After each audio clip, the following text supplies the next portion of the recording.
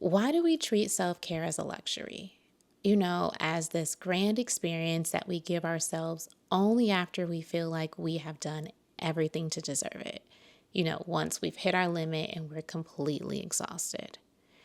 But then I thought, what if we change that mindset and we treated self care as not an escape from a burnout, but as a preventative measure against it?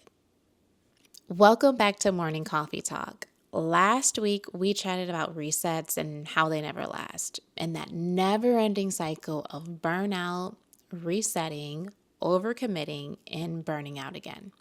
So, if you haven't had a chance to go watch that video, please do so because it ties directly into our next series of self care. And when we chat about self care, we're not talking about the aesthetic kind. We're talking about the ones that require you to dig deeper, that support you quietly so that you don't feel like you have to start over and you finally feel like you're back in control. If you're new here, hi, I'm Jess, and this is Morning Coffee Talk. This is where we slow down, get honest, and figure out how to elevate your mindset, your habits, and your peace. If this sounds like a place for you, please make sure you like, comment, and subscribe because it really helps our little community grow. So grab your coffee and let's chat.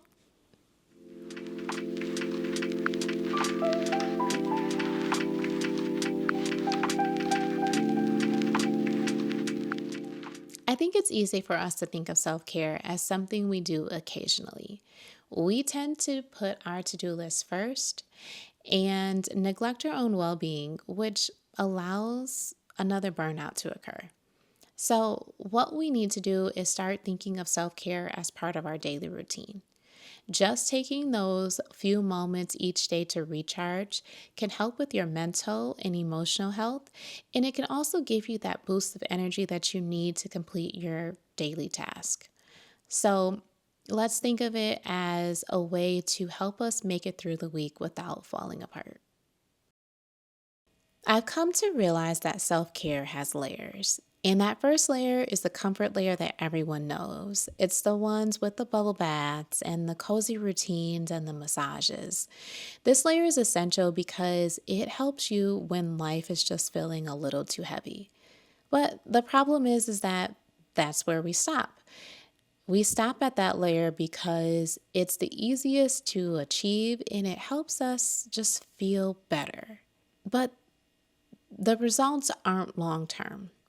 And the layers that we tend to skip are a little bit more complicated and require you to do a little bit more. And these layers are the care and the connection layer. So the care layer requires the effort. That's where you set your boundaries and you start to build your life structure. But the connection layer is where you dig deep and you start to figure out yourself and your purpose, and you start to figure out what peace means for you. So let's talk about the types of self-care that go deeper than that first layer. The ones that can help you prevent burnout and you can incorporate them into your daily routines. So the first one we're going to talk about is energy care, refilling your body's battery.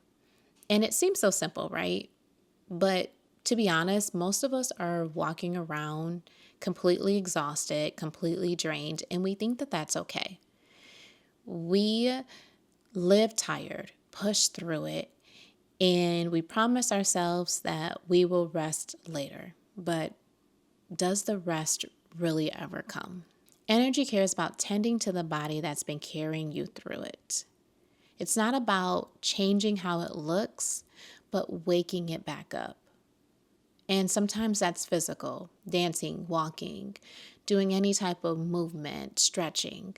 And other times it is letting your body rest before you crash. When your body speaks to you through headaches, fatigue, being irritable, or burnout, energy care is about tending to your body and learning how to listen to it.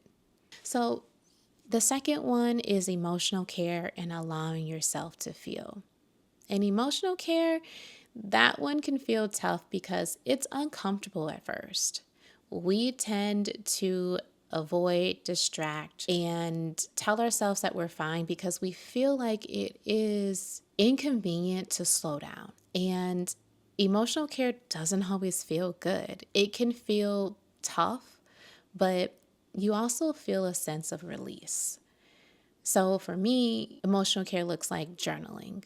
And I'm not worried about making it look like a good journal entry. It's just about getting all of my thoughts and my feelings onto a piece of paper. That way, I no longer feel like they're bottled up inside. Other times, it can be as easy as just crying to feel your emotions or just taking a couple of deep breaths before a frustrating situation. Emotional care is about releasing your emotions and allowing yourself to feel them so that they aren't bottled up and you end up exploding. Boundary care is our third one. That's protecting your peace. So, setting boundaries sometimes can feel a bit awkward, and it can come with guilt or the fear of disappointing others. But when you say yes when your heart wants to say no, it's self sabotage.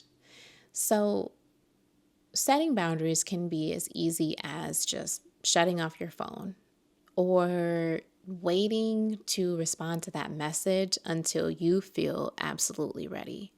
For me, it was actually reminding myself that no can be a complete sentence, and sometimes an explanation is not needed. Boundary care is the realization that peace doesn't need to be defended, but protected, and that boundaries aren't walls, they're filters. The fourth one is mental care, clearing noise. Our minds get cluttered just like our spaces do. We constantly are taking in notifications and opinions and comparisons, and it's really hard to make sense of it all. Mental care is about finding a way to silence it all so you have space for clarity. Sometimes mental care can be the physical act of decluttering. For me, I cannot focus if my space is in disarray. So when I start my workday, that's the first thing that I do is clear off my space. It helps me focus on the tasks that I have to do that day. Other times it is picking up a journal. But instead of just tossing my thoughts on there willy nilly, I take the time to make sense of how I feel. And this allows me to clean up my thoughts so I can focus. The idea of mental care is turning down the volume of the world so that you can finally hear yourself again clearly. The fifth and final one is soul care, reconnecting with meaning.